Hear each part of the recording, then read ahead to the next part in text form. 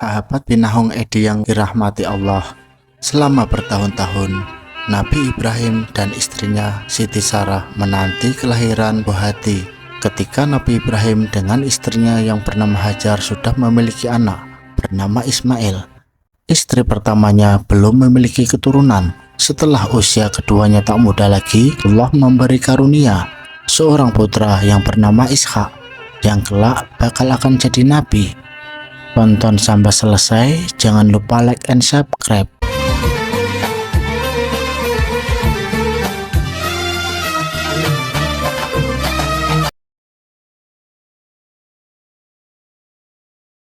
Assalamualaikum warahmatullahi wabarakatuh. Alhamdulillahirabbil alamin. Allahumma sholli ala Muhammad wa ala ali Muhammad kama sholaita ala Ibrahim wa ala ali Ibrahim wa barik ala Muhammad wa ala ali Muhammad kama barakta ala Ibrahim wa ala ali Ibrahim fil alamin innaka Hamidum Majid. Kelahiran bayi ibarat cahaya lilin yang menerangi gelap malam. Nabi Ishak alaihissalam lahir setelah penantian panjang Siti Sarah bersama sang suami Nabi Ibrahim alaihissalam.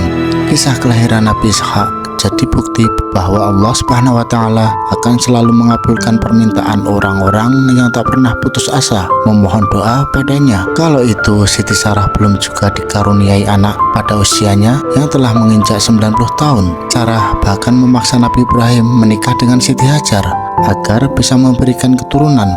Dari Siti Hajar lahirlah Nabi Ismail alaihissalam yang juga diangkat sebagai nabi. Usaha dan doa tak henti-hentinya dipanjatkan kepada Allah Subhanahu wa Ta'ala agar dikaruniai buah hati. Siti Sarah terus berdoa dengan sabar hingga pada suatu hari datang dua orang tamu yang tak dikenal dan mencari Nabi Ibrahim. Ibrahim dan Siti Sarah menyajikan hidangan berupa daging sapi untuk menyambut tamu tersebut. Namun saat makanan dihidangkan, kedua tamu itu menolak dan mengaku bahwa mereka tidak makan dan minum. Kedua tamu itu lalu menyampaikan maksud kedatangannya. Mereka mengaku sebagai malaikat yang diutus Allah Subhanahu wa Ta'ala untuk menyampaikan kabar gembira pada Ibrahim. Tak dinyana kabar gembira itu adalah kehamilan Siti Sarah serta kelahiran seorang bayi yang telah dinanti-nanti sejak lama. Dan istrinya berdiri lalu dia tersenyum. Maka kami sampaikan kepadanya kabar gembira tentang kelahiran Ishak.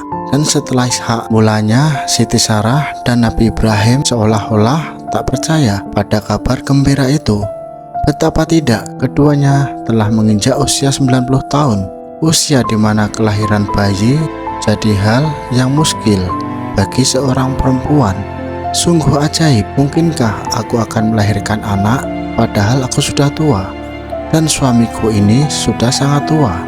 Ini benar-benar suatu yang ajaib.